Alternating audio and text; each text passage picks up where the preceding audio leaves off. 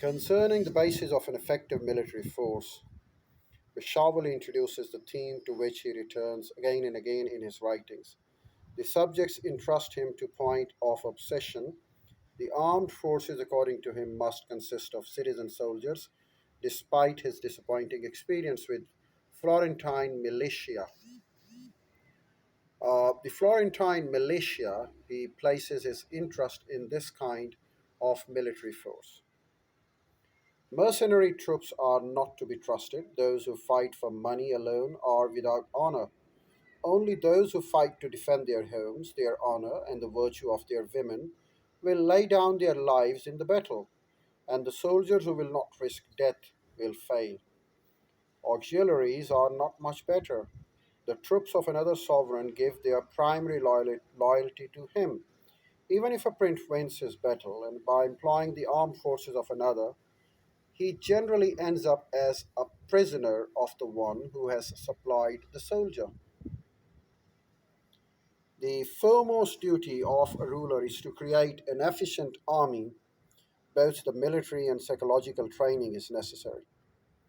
The reputation in chapter 15 through chapter 18, I beg your pardon, please.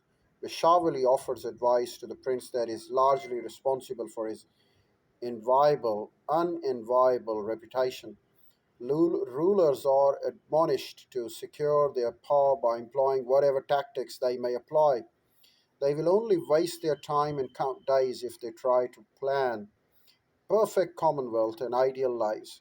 Human nature is dominated by egoistic drive, provides no realistic basis for such endeavor.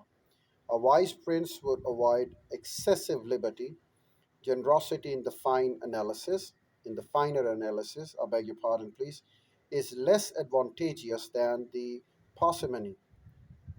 A ruler who is lavish with his favors must advertise this fact, and the people will soon resent a policy of prodigality, for they will realize that they themselves are paying for it.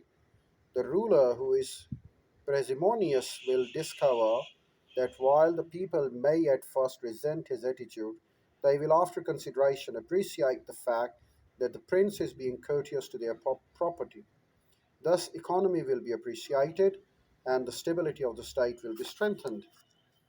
A prince must not be the kind, a prince must not be kind, for kindness must be construed as laxity, and anarchy will be the result. His greatest responsibility is to hold state together. This often necessitates measures which are not cruel in fact, as they appear to be, which are at least preferable to the greater cruelty that attains the disintegration of the body politics. The prince would prefer to have both the affection and the respect of his subjects. Respect is more important. If the respect would not be given, then it would turn the hatred among the masses, which would weaken the foundation of the authority. To avoid malevolence, he must respect the property and the women of his subject. He may have to execute his people, but he should abstain from taking a patrimony of the people. Consolidation of his power. In chapter 19 to chapter 25, chapter 19 through chapter 25 deals with the Mishawali's advice on how to consolidate his power. He is prone to repeat himself on many occasions throughout. Prince must create a favorable image of himself in the minds of the people. He must appear to possess integrity, courage, determination, strength of the will. In the event of the war between two of his neighbors, the prince must take a stand with one or two. If possible, he should play the balance of power game by supporting the weaker from the two. He should at any cost avoid neutrality, for both countries would hate him.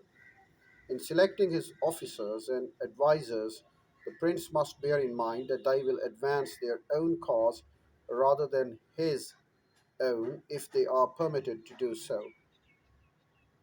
The prince must be ruthless in purging his officials' ranks of those who do not serve him well. I'll tell you more about the same in my next video.